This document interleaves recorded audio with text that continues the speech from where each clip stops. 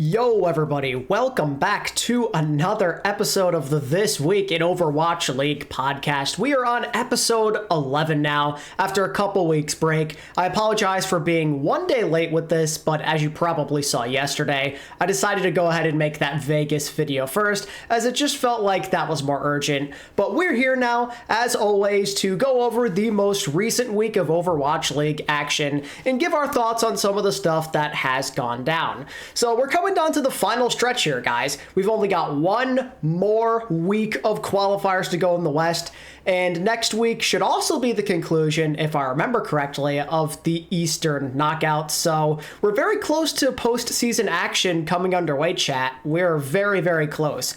For now, though, we'll take a look back at what happened during week 5 and what that had to offer. We had a new patch, new map type, interesting results from both regions, and a very compelling picture for the last couple of weeks here in the regular season. So let's start with a little recap, shall we, of kind of some of the things we noticed. I feel like that's the best place to start. You know, we just came back from a 3-week break with a plethora of changes, like so many different things going on. And on top of it, there's a new meta, no Sombra dive anymore. The game just feels totally different. As always, it seems like a big patch has led to some very refreshing gameplay. How long that's going to last, I'm not really sure.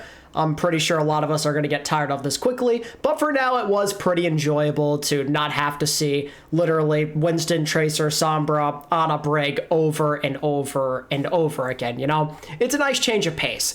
And what makes it especially awesome is that we're literally watching these teams figure out the stable comps, so to speak, in real time. Like, it's obvious there's a lot of discomfort going on, a lot of experimentation here in the early weeks of this new meta, and it's cool to see. I'm very interested to see how things will continue to transform moving forward. Like in the West, for example, we had a lot of people going for the Orisa strat with 76, Genji, BAP, Lucio, even some Echo as well. It's a very different look from what we've grown accustomed to for sure, but it's a welcome one. Orisa has basically like never been meta in the history of the Overwatch 2 competitive scene yet, for the most part. And like, everybody enjoys some Soldier Genji from time to time. I mean, these are two classic DPS heroes, so no complaints there. And not having the same support composition over and over again was also a nice welcome pace. This seems to be the comp that people are leaning towards a lot, but there is a bunch of variation going on. We saw a lot of teams still preferring to go with the Winston, for example. Some teams were more inclined to play like Sig and whatnot. There is a lot of stuff going on with the tank selection, and we saw a very large variety of compositions being played that either embrace the comfort or were just total YOLO strats trying to figure out what works and what doesn't. Like we saw Bastion, the new and improved Symmetra, Monkey, Rhine, Kiriko, Illari, Torb, even Lifeweaver got in on the action a little bit. And I'm not just talking about Vegas Eternal either. That was pretty thrilling. Like, there was a lot of experimenting and a pretty wide variety of results. Like, it was pretty cool to even see the likes of Atlanta Rain look human for the sake of finding a good strategy or cooking up something that obviously would not work against a really good opponent. I've heard a lot of people say that they think the new meta is kind of boring, but I disagree. Again, maybe that could change over time, but we're seeing, you know, a lot of different heroes get usage early on, which is nice. It's good to not see the same 5-6 characters over and over again. It's a very common occurrence when there's a meta shift like this, and it doesn't mean that it's not enjoyable to watch. Just seeing all these heroes, you know, a lot of them have been niche over a long period of time, not just the last couple of seasons, but in general, it's really cool. It's cool to see Sim and Soldier and Bastion and Weaver and Orisa in the same weekend. It feels like a fever dream. Like, go back in the past and you would never expect something like this ever. It's very, very refreshing. I keep using that word because that's just the honest truth. And you can tell that the teams are happy too. I think that's what's the most pleasing and satisfying at all. Players and coaches both seem pretty interested in these changes. They like the new patch and how some of these characters have changed and how different ones have made the meta feel very different and have led to a lot of experimentation and fun stuff going on. It reflects a lot in the gameplay too. I think you can see the players laughing and enjoying themselves more, as some of them start having more of an impact than they would have in just a pure dive meta. People have gotten some hate even in recent weeks or showing signs of life, and in other cases the hard carries are actually having their big moments pay off, since it's being centered a little bit less around teamwork and more so just about the chaos. I'm liking the vibes early on. I think it's chill, it's exciting, and it's great for the health of the league. My only gripe was actually, I wasn't expecting this, but the lack of Illari. I know I'm saying her name wrong, but I can't be bothered. I was excited to watch her get some pretty significant playtime based off of what I've seen in contenders and scrim rumors, but she just didn't. It seems like teams much preferred to play Lucio, BAP, or Lucio Ana even. I mean, don't get me wrong, those are pretty fun support compositions as well. I'm never going to complain about seeing Lucio, Ana, and BAP. Very fun to watch, but the new hero is also super fun, and it's just great to see a new character be played at the professional level like that. To see her not get that much value is kind of a shame to me. Flex supports, I feel, have the potential to take over games on this hero in ways we literally have not seen in years. But from the looks of it, she's just not that strong, at least while teams are experimenting early on. Those nerfs are making some kind of difference. The damage output maybe isn't a good enough trade-off now that her pylon dies a little bit easier now, and her ult just gets countered very easily. Orisa and Genji are kind of ruining her whenever we watch, it would seem. And maybe that short-range burst heal isn't that appealing for those long, drawn-out fights.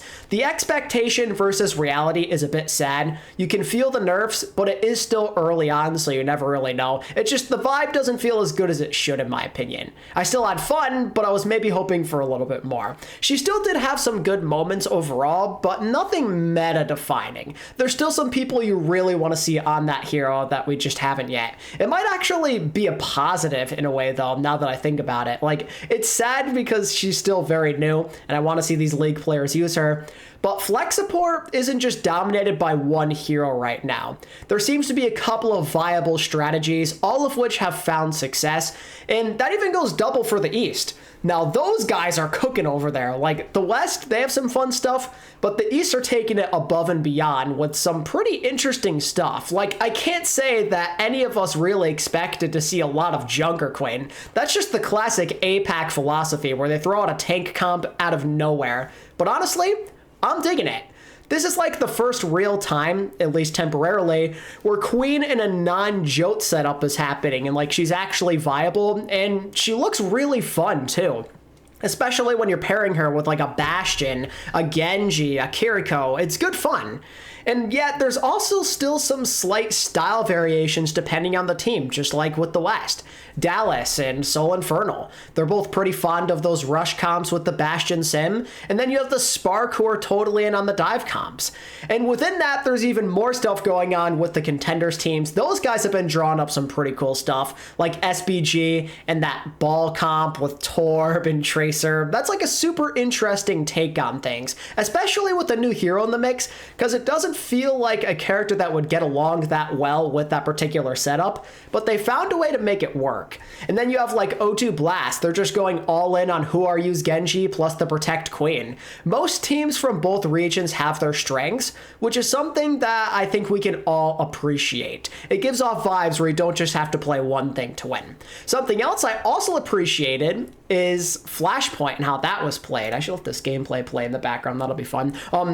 At first, I wasn't really sure what to think of this game mode when it was first introduced. It seemed kind of unoriginal, I guess, maybe a little too similar to Control in theory.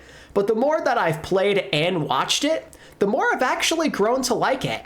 The pacing just feels different from any of the other map type. It feels like something you'd maybe see in other FPS games, so it kind of has a sense of familiarity in a way and comfort.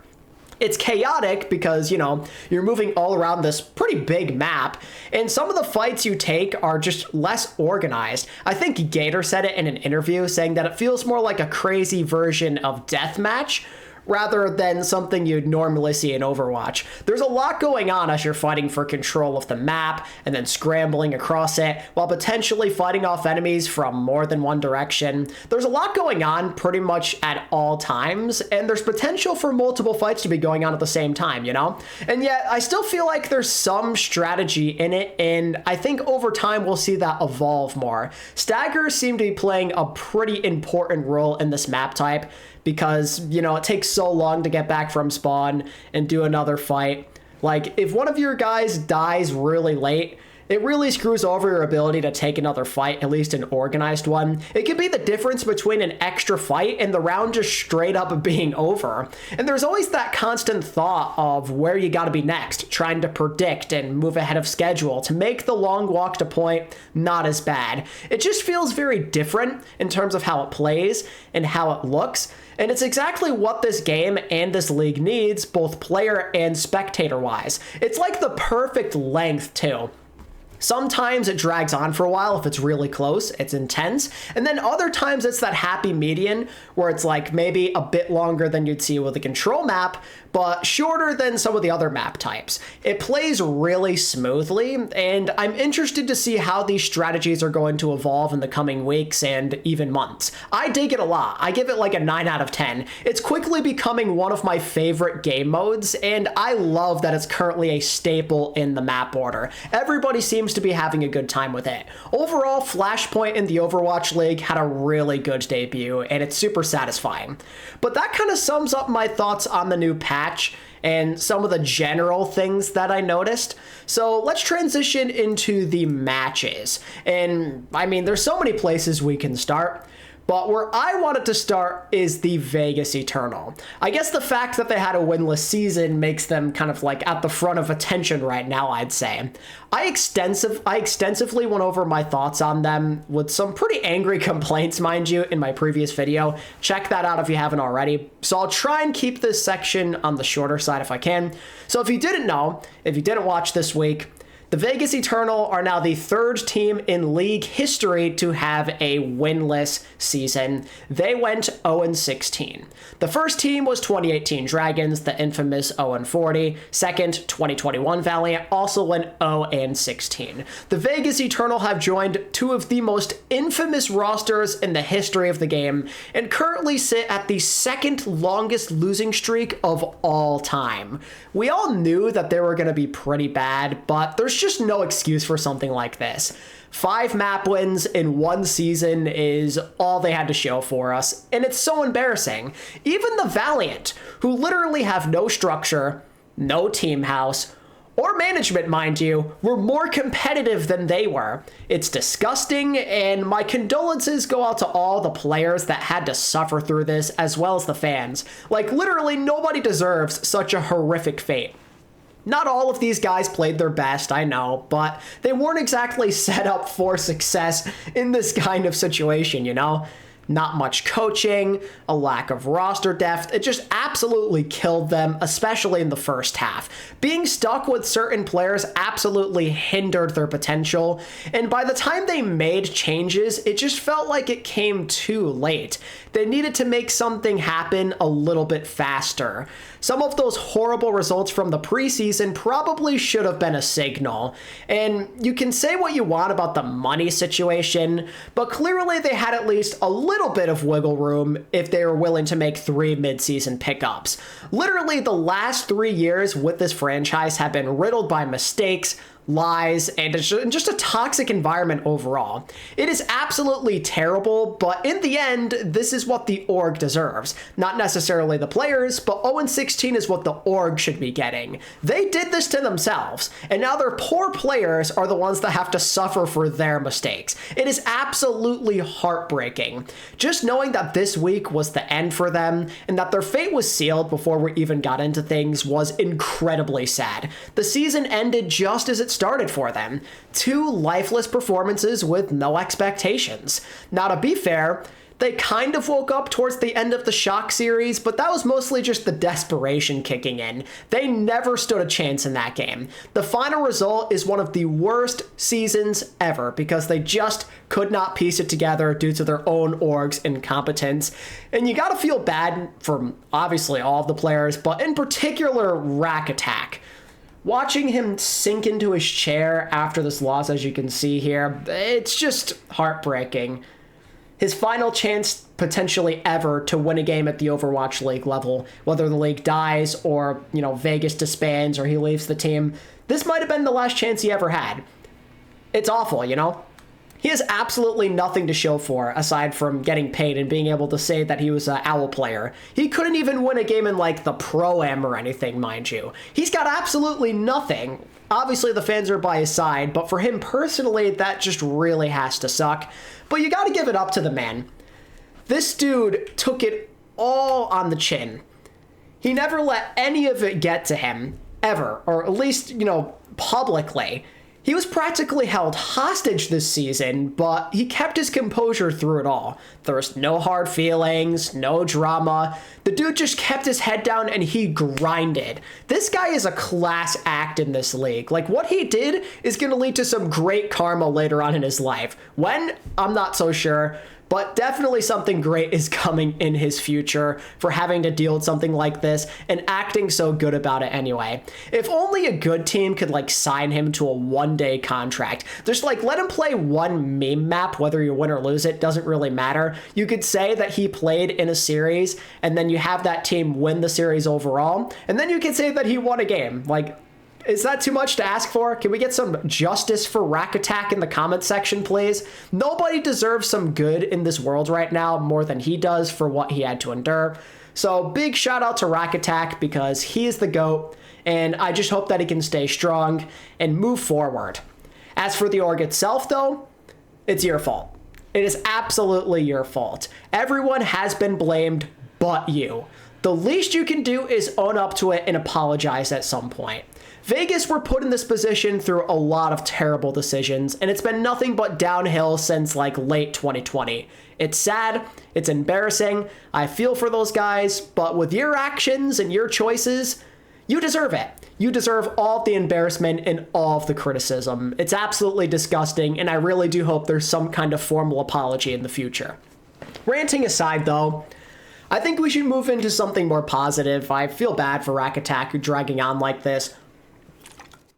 So instead, we're going to move on to, well, not that. Here, Gladiators versus NYXL. Congrats, Glads fans! You are still alive, at least for another couple of days. You finally stopped the bleeding after losing 3/4 of your summer qualifier games and blowing a gigantic lead you had to safely make the play-ins. But better late than never, right? They finally woke up, and they did so in spectacular fashion, I'd like to add, with a rather convincing 3-0 beatdown on the team that reverse swept them not that long ago. Now, was this performance perfect? No. They made some mistakes here and there, but unlike the last month and a half, 2 months, give or take, they were clutch. They finished the job. Everything was finally clicking. Getting out of a Sombra meta might have been the best possible thing that ever could have happened to them, and the Overwatch gods are smiling down upon them, and perhaps they're Gladiators fans up there. Finally, there is some kind of direction. There is some comfort. They feel more like their old selves, and they're playing up to the potential that you very well know that they have. Kev is still doing his thing, which is really awesome, but now a lot of other people are. The uptick in Lucio, obviously really good for Funny Astro. Marvel and Cal, they seem a lot more comfortable now that they've had more time with the team. And finally, you've got Kevster, who had some help on DPS. Kai, in a hard hit scan setting, is just what the doctor ordered for this situation where you couldn't play Sombra to save your life. He may not be in the prime of his career anymore, but his mechanics still can be very effective, especially on short notice like this. Kevster's performance was not wasted, and a big part of it is thanks to him actually being reliable. This is the most life that the Gladiators have shown us since the mid-season knockouts. They look motivated, they look happy, finally. They look laser focused, trying to turn things around before it's too late. New York, on the other hand, had some questionable moments, and that was part of the reason Gladiators did as good as they did, I'd say. But they generally had no answers. Like, Glads played a really solid game. They put them through the ringer for like 2/3 of that match. The only highlights to be found on the side of New York in the end, I'd say at least, was when Fitz played Alari for a map. We all knew this was going to happen. I mean, it's NYXL, it's Chengdu, and it certainly did not disappoint. But obviously not nearly enough, at least according to that scoreline on Eichenwald. It was kind of close, but you knew Gladiators had it. Kevster, Kai, and Marvel, though, they were all doing their thing. They looked pretty good in this series. They made it a decisive one, and that opens everything up through this big win. Aside from an obvious major confidence boost, a well-needed one at a crucial point in the season, this also could be a thing that literally saves their season. There's still a lot of work to be done, and it really might just be temporary happiness, but they live to see another week with hopes of making the play-ins, still clinging by like a thread at this point. You just got to take it one moment at a time. You accomplished the first goal, right? You take it one step at a time when you're climbing a mountain like this. But before you can think too ahead, you just got to focus on the present. Take it one day at a time with your practice. And, you know, by beating NYXL, the first half of the puzzle's been locked into place. You're doing it right. You're waking up at the perfect time. Like, a lot of this is complete and utter hopium, but mathematically speaking, they still have a chance. And the fact that they played well is a good sign that at least makes you feel kind of good about their chances. Not necessarily like, oh, we know for a fact we're going to win, but it's something. Their chances just through this one win alone have significantly shot up. But two conditions are still in their way if they want to make it and have a turnaround and avoid a pretty epic collapse. Step one is obviously beating Boston Uprising. That is who they play next week. It is their final game. It is do or die. If they don't beat them, nothing else matters. They've got to win this game. It is crucial. It's going to be hard because Boston Uprising are a dangerous team. But if they beat them, the floor is going to open up like crazy for them. But even so, even with this in mind, even if they beat Boston, there's still not going to be any guarantees. And that's like the scary thing. You never want to not be in control of your own destiny. That's when you just start sweating. That's when you start biting your nails and the cheeks become clenched. Because now you're basically depending on another step completely. What is step two? That's going to be to either have the Justice or NYXL lose. If they have just one of them lose their game, then and they somehow beat Boston as well, their season is actually going to be saved when it looked totally hopeless for a while. They're going to need either NYXL to lose to a shaky Titans team and or the Justice to lose to Toronto, which might be a bit more likely. Honestly, either option is pretty appealing though. New York and Justice are by no means perfect, and they're playing some tough teams. Realistically speaking, there's actually a world where both of them could lose, and that could make things even more complicated. But mathematically speaking, there's also a chance things could go horribly wrong, because it's basically a coin flip, right? That's why I say that you're not going to be safe no matter what you do, even if you get the job done against Boston. This league literally changes by the week, especially when the meta is still taking form. It is a really scary time. Like, for all we know, NYXL and Justice may look way better next week, and their opponents might just screw around and play like garbage. Beating Boston is crazy enough on its own, though, right? Like, let's just take it one step at a time. Like, let's not get too ahead of ourselves. Yeah. I'd say there is a world where Justice and New York could choke. But the more challenging thing might actually be just beating Boston Uprising. Those guys have shown time and time again this year that they can beat literally anybody in the league. If not, they're going to be able to beat anyone that's below them in the standings. And with relative ease, mind you. They literally almost beat the Mayhem yet again. And, you know, that's arguably the best team in the league. So Glads, no matter what, even with a good performance, they're going to be underdogs without question. And in some people's eyes, it's not looking good. Like, yeah, you looked good against NYXL, but that's maybe not saying all that much. Beating a team of Boston's caliber, though, I mean, that's like a couple of tiers worth of a difference. So it's a completely different story and a completely different challenge. Now, on the bright side, just to kind of feed into that Gladiator fan hopium and copium a little bit more, Boston, technically speaking, don't have anything left to play for. This game serves as nothing more than practice for them, as no matter what happens, they're locked into the 4 seed because they lost to the Florida Mayhem. It's over. Reign, Mayhem, and Outlaws have locked up the top 3, and nobody's going to surpass them that's below them. So they're locked into 4th, and they can basically just focus up on the play-in tournament ahead of them. So, yeah. If anything, this game would just be practice for them, and there's a chance they may not care, and they might want to sandbag. I doubt that's going to happen because practice is practice, and you kind of want to get that sour taste out of your mouth of beating Mayhem. But you never know. You literally never know what might happen. Additionally, they do occasionally have that habit of playing down to their competition. It has happened a couple of different times this year, and in a way, they're actually overdue because they played pretty consistently recently. So in a way, Glad's chances may not be that bad at all. Unless Boston don't want y'all in play-ins, though. I mean, I guess that's one other way they could try and completely screw you over and ruin your season and your day.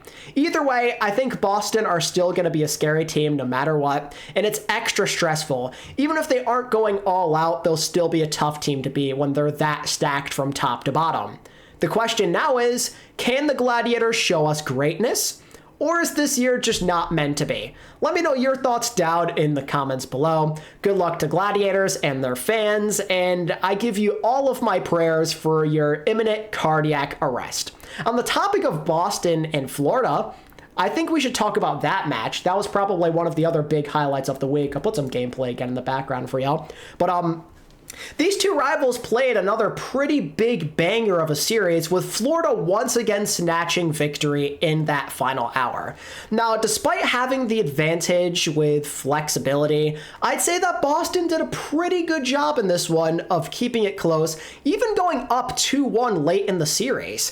But unfortunately for them, when push came to shove, once again that same problem came through, where they can never seem to finish somebody off, and Florida at the same time made those late adjustments as they always seem to do. I don't know what it was with that May, but they figured something out with Checkmate on her. It foiled Boston's plans on here on Nimbani, but also on push as well.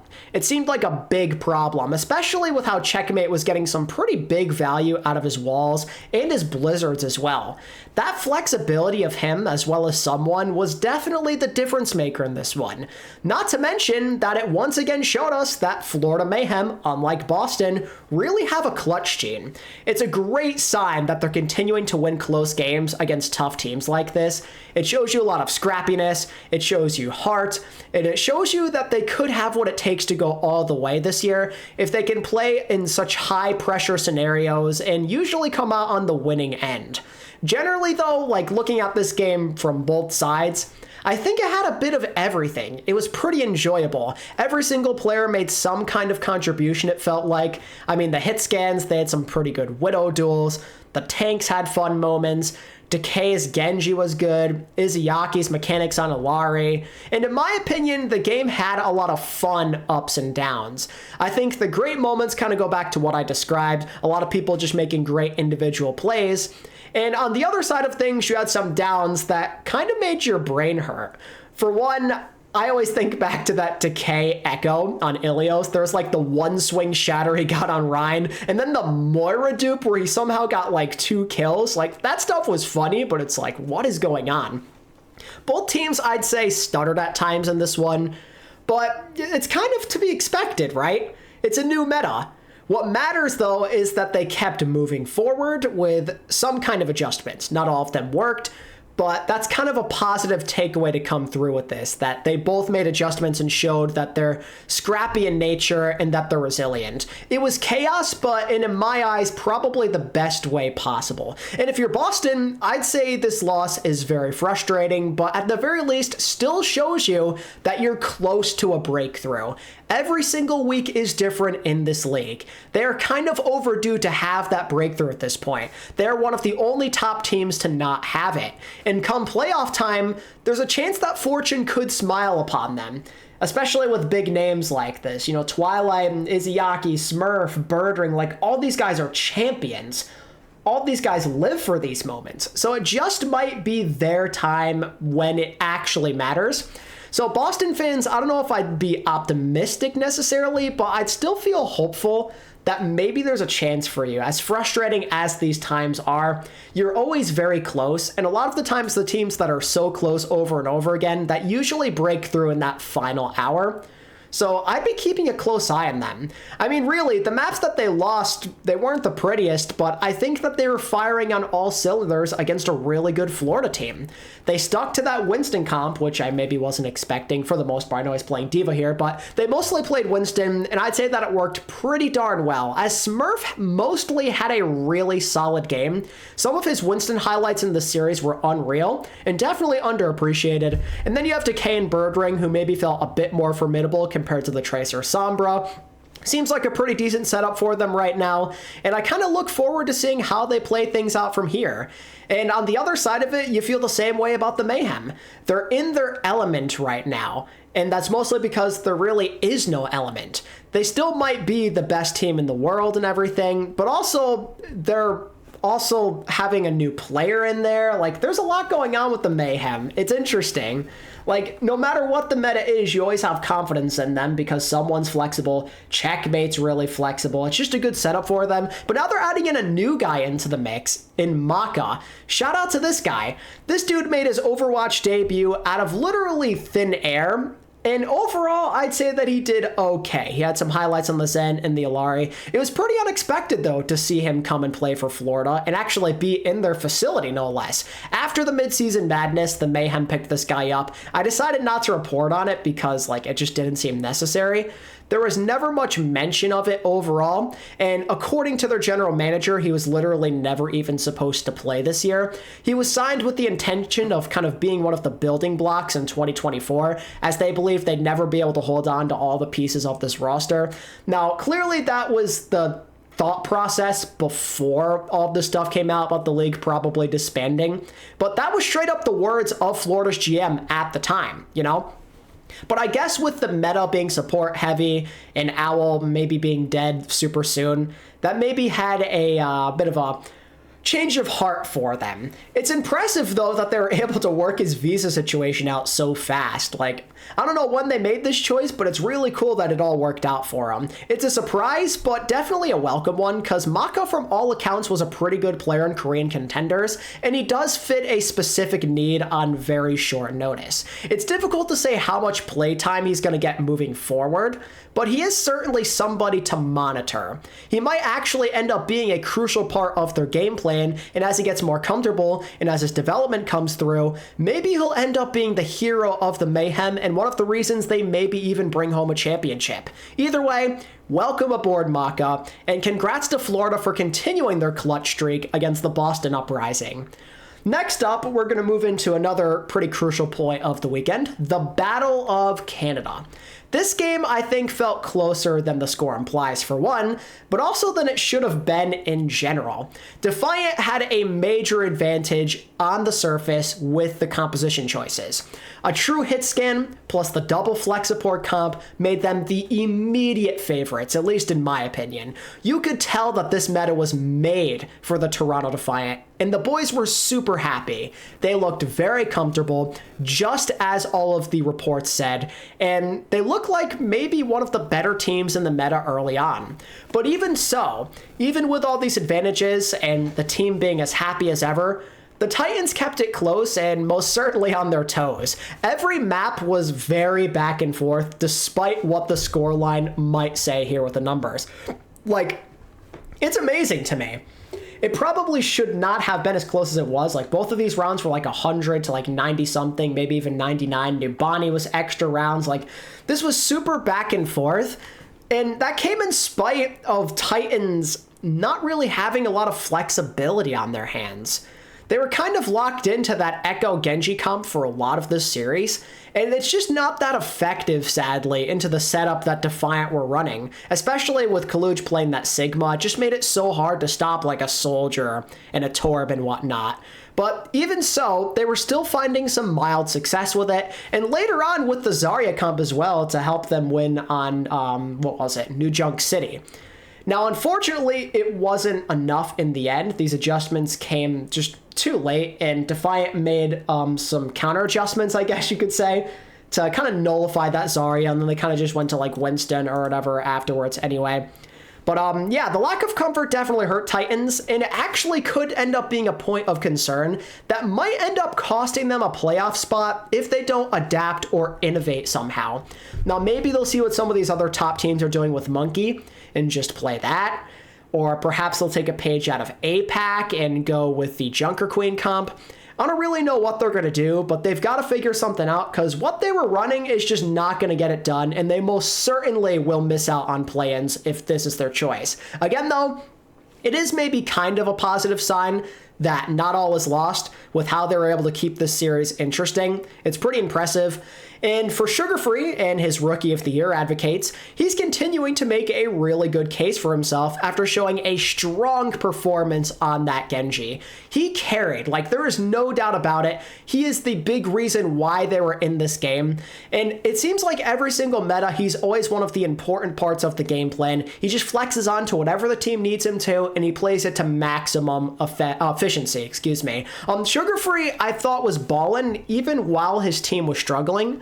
He was winning a lot of fights with Blade. It's just unfortunate that it really wasn't enough, and that Titans aren't the most comfortable right now.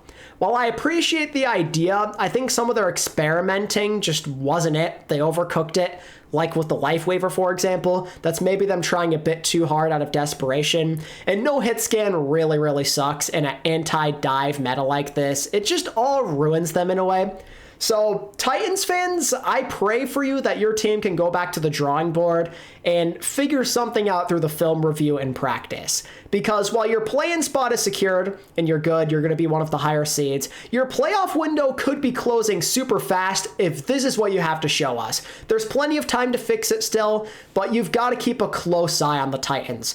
Their stocks are maybe starting to decline while their big brothers are starting to go on the rise up that mountain, so to speak. Play-ins are going to be spicy, bro. I'm telling you. And I can't wait to watch both of these Canadian teams. They both have a chance of actually making it through. So it'll be really fun to watch that play out in September. But that's pretty much all I've got for you in the Western Conference. There's only 2 days of matches that happen. As good as they were, there's not going to be that much to talk about, sadly. So on to the East, where things had a lot of chaos going down. First up, I want to start with the Dragons and Dynasty specifically, because those guys still can't beat contenders teams. Dynasty losing 3-0, Dragons losing 3-1. They still cannot beat contenders teams even after making changes to their roster and a new meta as well. Like, it's just so embarrassing. OWL teams should not be losing to contenders teams. I know the contenders teams are there for a reason. It spices things up. They're respectable. But as the OWL teams, as the guys that, earned their contracts, they should be the ones winning most of the time. As entertaining as it is, it does kind of piss me off in a way that they can't win against these guys. They're good, but not great. Like, you should be able to beat them, and this is ultimately why people don't really care about the East. Most of the teams are a pack of jokers. The Charge, the Dynasty, the Dragons. No one's going to even bat an eye at them at how they're playing, It's just unacceptable to be losing to teams like this. If you want people to take your region more seriously and not have to complain about it, then you've got to win these gimmies like this. Well, I wouldn't say gimmies, but you should be beating the contenders teams, because most teams in the West probably wouldn't be losing to some of these guys. Now, I can't speak for everybody, but that'd just be my guess. I guess I'll start with Shanghai, losing to Sin Priza Gaming in the first round. So, Dragons, I think in their case, things are sad just because they had a new meta and a new tank, unlike the last time they played Sin Priza, but they still couldn't beat them. And if anything, this one didn't even feel as close as the first time they played them, with freaking Fleta in there, who at least was willing to swap onto things not named Winston. And this was a pretty weird game, you know, just because Sin Priza, they ran arguably the oddest comp of any team from either region during the weekend with Ball, Illari, Tracer, Torb. Like, it was all over the place. And in my mind, it just felt like it didn't make sense, but it worked. The Dragons had absolutely zero answer for this Chengdu chaos crap, and they completely folded. And Dragons, they basically refused to make any adjustments. They wanted to play that Winston. That was it.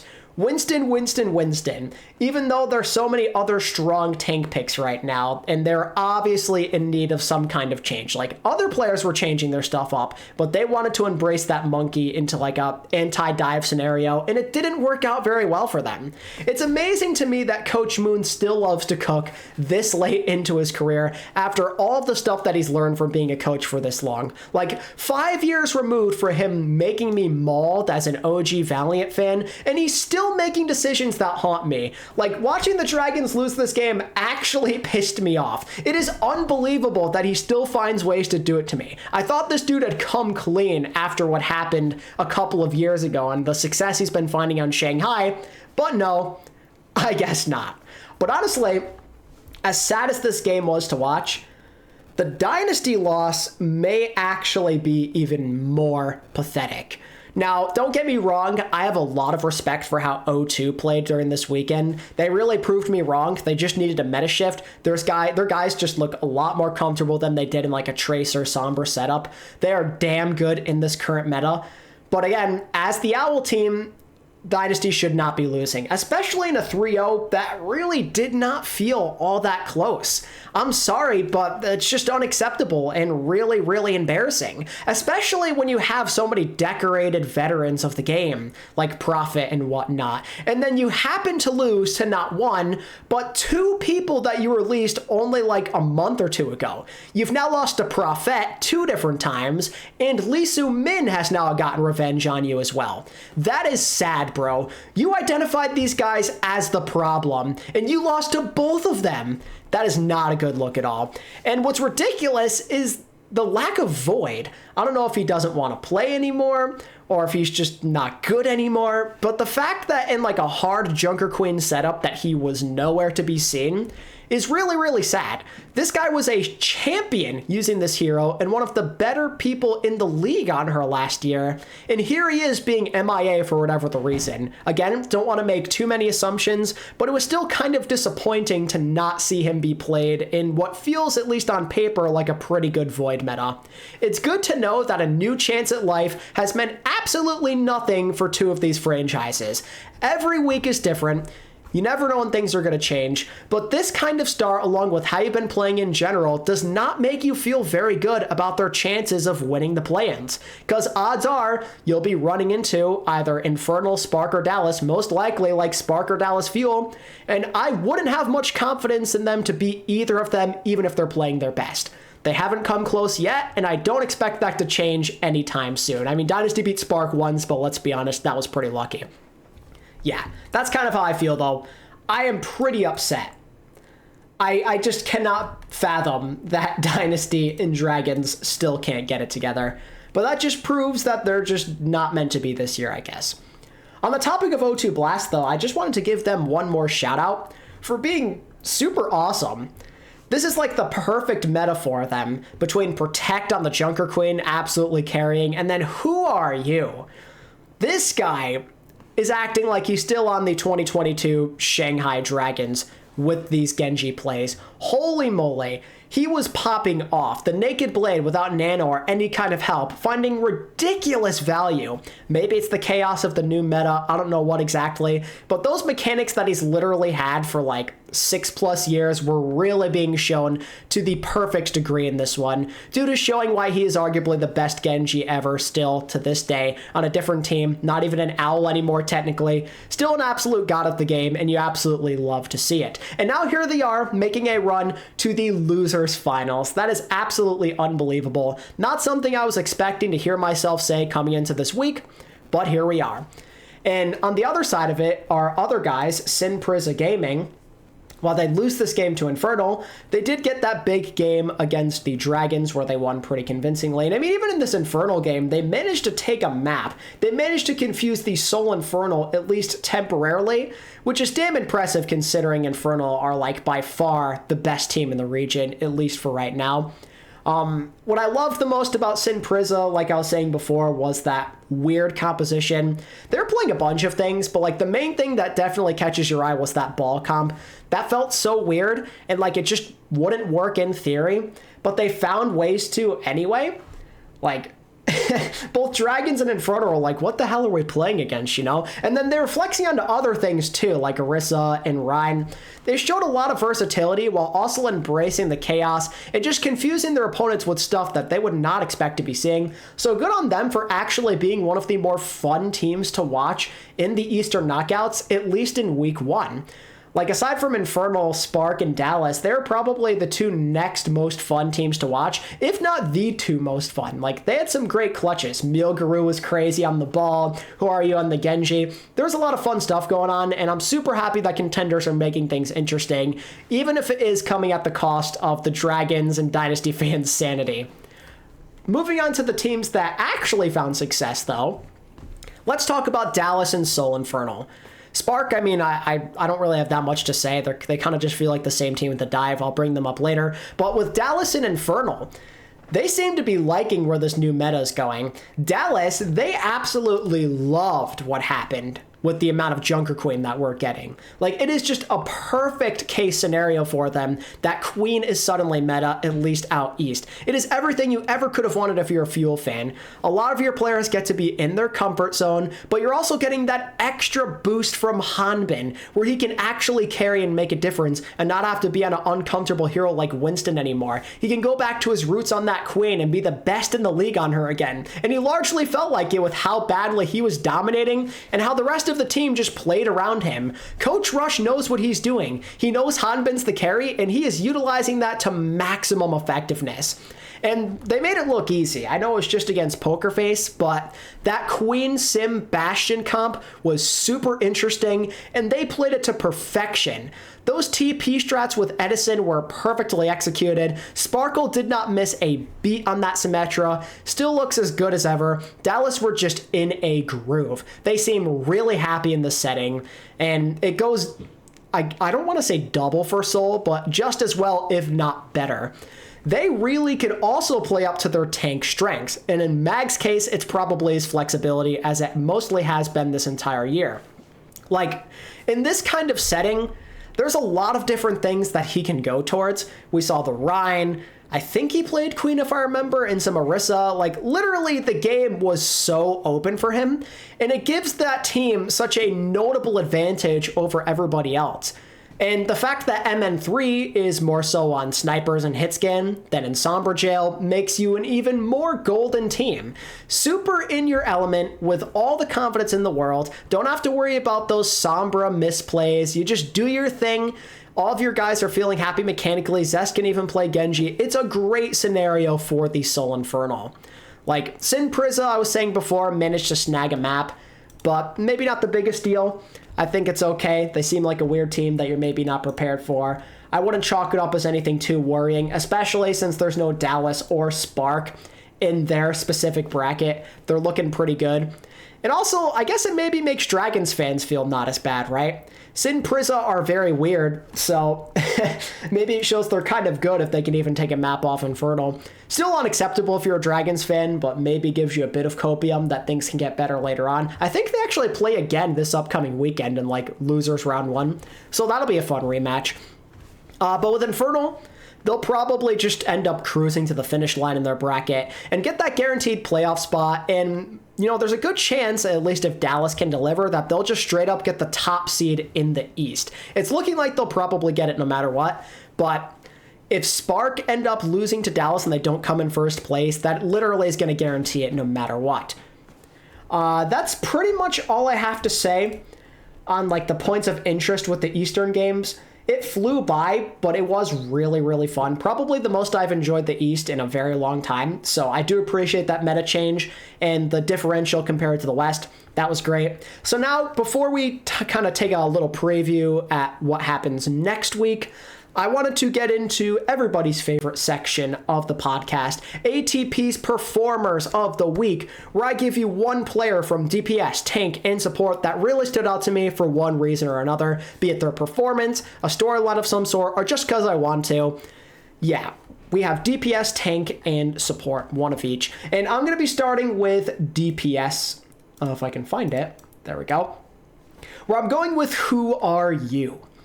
And the reason I'm going with Who Are You is kind of like what I mentioned earlier. He's technically not on an OWL team, but he deserves a lot of praise for how he played in this game. If the gameplay could start. There we go. As I was saying, he might not be on an OWL team, but his presence, it was one of the greatest out of any team in the entire first round. Well, first 2 rounds, I guess I could say.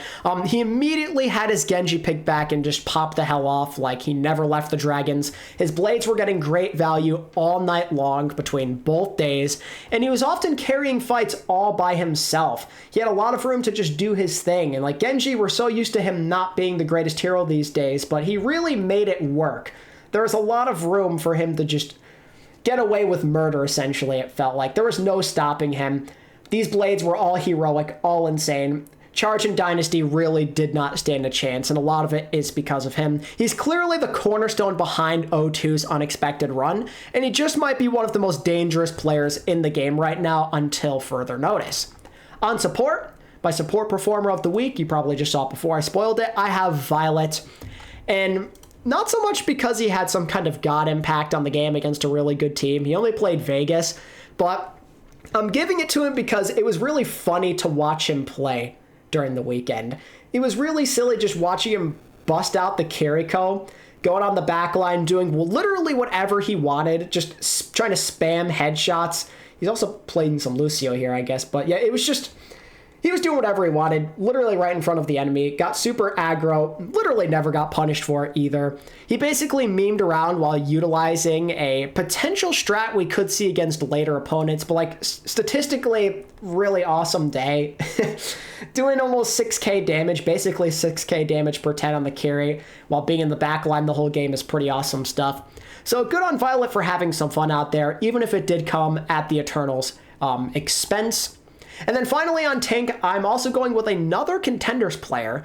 I've never brought up Contenders players, but I'm bringing up 2 today, I guess. I'm going with Mealguru, another guy that I really appreciated from Sin Priza this time. Much like our guy Who Are You, he made the game really fun to watch out east. Didn't necessarily beat the greatest opponents, but embracing the chaos and his flexibility was super entertaining. The ball was so random, nobody else was doing that. His ride, and he was out riding some veterans of the game, like Fate. I know Fate's kind of like not what he used to be at this point, but still pretty impressive to do that to a veteran like that who has way more experience than he does. Like, he's even doing silly stuff like this against Hisu. Like, who on earth would be expecting something like this? Man even came out with Orisa. Like, it didn't matter what he was playing.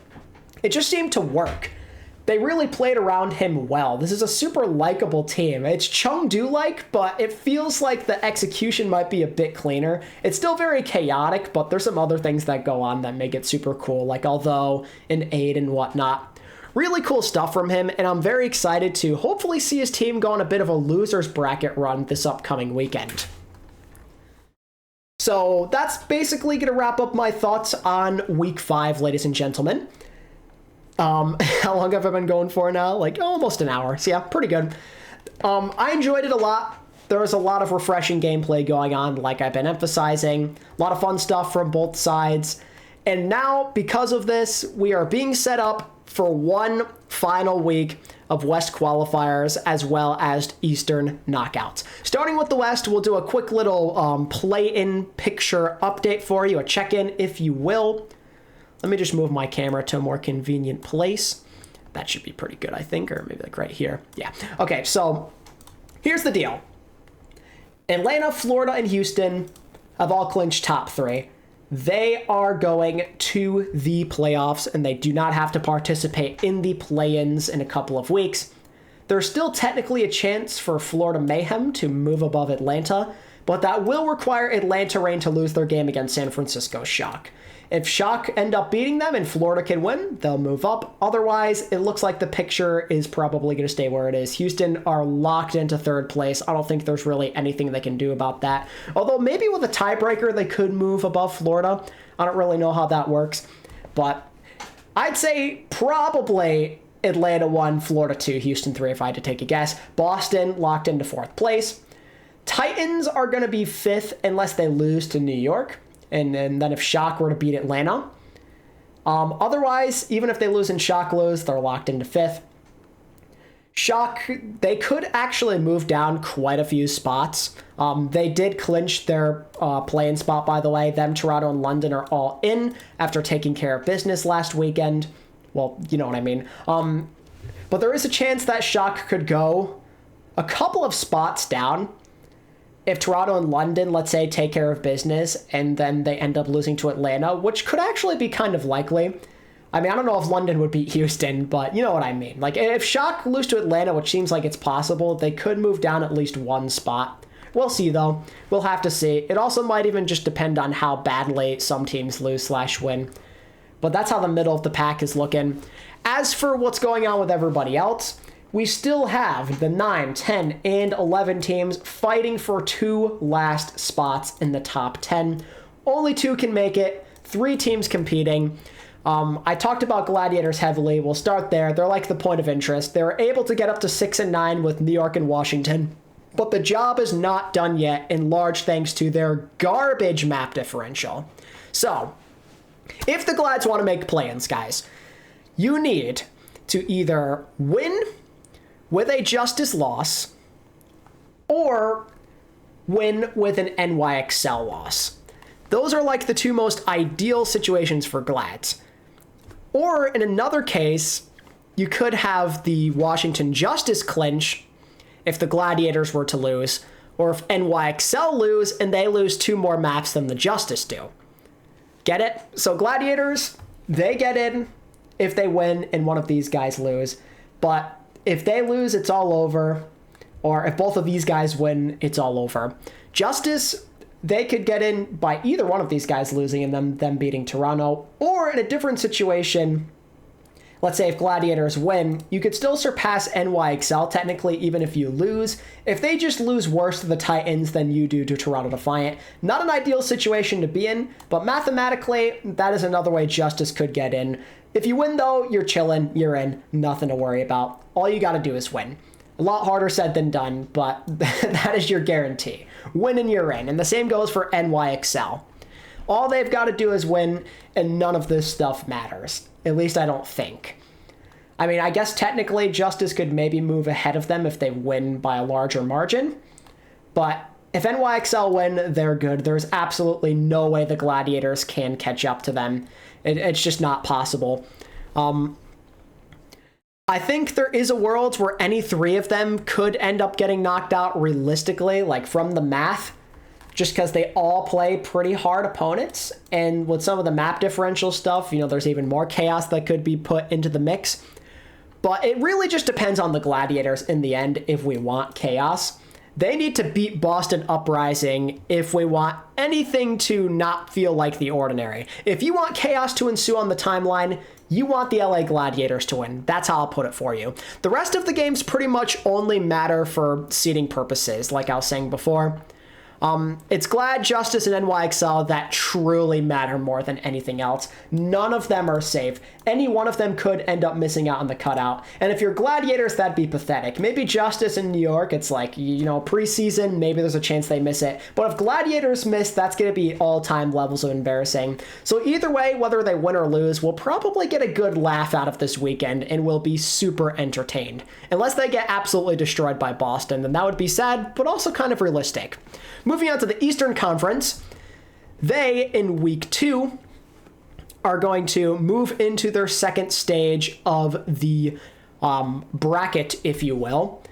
Like I was saying before, they'll play their final games, the losers bracket games, plus, I believe, winners finals and grand finals. All of that stuff should be playing out this weekend. I think it'll be over by then. I could be wrong. but that feels right to me. There seems to be, what, there's like 4 games here, 4 games there. Or actually, no. I take it back. It says summer stage now. Okay, so I get it now. Okay. I figured it out. There's going to be one more week after that then with summer stage knockouts. Gotcha. So my mistake for misleading you before, guys. They'll get through most of their stuff, and that means they'll build up to losers finals and grand finals, where they'll have those 4 matches be played throughout September 9th and September 10th. So they'll play winners finals, they'll play losers round, well, this should be losers round 1, losers round 1 and losers round 2 in both sides. As to what you can look forward to with like actual matches, actual substance, first you have a do or die scenario for Shanghai and the Dynasty, who would actually meet in the next round if they both win their games. Dynasty are playing Charge. Dragons get their ever so exciting rematch with Sinpriza, where they can either finally get their long-awaited revenge, or they can just get embarrassed yet again. Both of them need to show up, otherwise we're not going to be feeling too good about them in a couple of weeks come play-in time for sure. It could end up being an absolute disaster. On the side of like teams that actually matter more, Seoul Infernal, they play O2. That could be a fun game. Who are you versus Seoul once again? You'd have to imagine Infernal are probably in a good place to cruise right by. O2 might be a decent challenge, but you'd expect them to move through without too many issues. On bracket A, kind of just some contender stuff you probably don't care about. Dreamers, if you are advocating for Dreamers to somehow make it to the playoffs this year, you want them to do well. Expectations maybe aren't that high though. But Dallas and the Spark is like the game you're circling for this week, right? Like surely this is the interesting one. Because it's very 2 different styles, at least based off of what we saw in their first week of games. Who's going to prevail? The Queen with the Bastion Sim or the Dive? This could end up being a disaster for like either side, especially for Spark. I'm worried it could be like a carbon copy of what we saw when Shanghai played Sinpriza. Like Dallas's anti-dive could be really strong, and you never know what they might have in store. Like there's a chance they might even bust out Torbjorn, let's say. There's a lot of stuff they can do to really disrupt the Spark and get them out of their groove. And you kind of know what's coming for both sides. So we'll see who ends up preparing better for this one. Definitely the game to look out for. It's a true test for the Spark to show us if Winston is all they need. And on the other side of it, Dallas, they might actually have a shot of surpassing the Spark and avoiding the play-ins altogether if they can win this. And then like Dreamers or Poker Face, I guess, let's say, can knock them out somehow in the losers finals. Doesn't seem likely, but I mean, Dallas actually have a chance at this. They might actually be able to sneak in as a top 2 seed in the East, avoid those play-ins, avoid the choke, and make the playoffs and not become the first ever defending champion to completely miss out on it. Big game though, definitely going to be a lot of fun. There's a lot to look forward to. I think I forgot to show you what's going to happen with the Western games. I mean, I kind of alluded to it earlier. The big games on the first day on Saturday, NYXL versus Titans, then Boston versus Gladiators, 2 huge ones. It's actually very fitting that NYXL play right before Glads, because if NYXL lose that game while Glads are watching, it's like, okay, if we win, we're literally in. They're going to be the biggest Titans fans ever. Could you imagine that? Like, you have all the pressure in the world after watching NYXL lose their game, and now you have to take on this behemoth of Boston, and if you do it, you actually make play-in somehow. That'd be absolutely wild. That's so perfect. I'm glad they're doing that game second instead of first. The anticipation is going to be eating us. It'll be eating us away. And I suppose you could also be looking at Justice for Glad's extra stress. Like if Titans end up losing to New York and like Gladiator somehow beat Boston, you have to wait another 24 hours to await your fate to see if Defiant can beat Justice for you. Like, man, absolutely crazy stuff. This weekend's going to be a banger. There's a lot to look forward to. Hope you guys are as excited as I am, and I hope you guys enjoyed the first week of games. Like, let me know what you think down in the comments below, and if you enjoyed this podcast episode and you want to stay up to date on all of the most recent episodes, make sure to give this video a like and subscribe to the channel, and check out the playlist as well. Like I said, this is literally the 11th episode. Been doing this for a while now, so yeah, definitely check it out. Subscribe to the channel. Thank you guys for watching. I appreciate your support a lot. And I am out of here. Peace.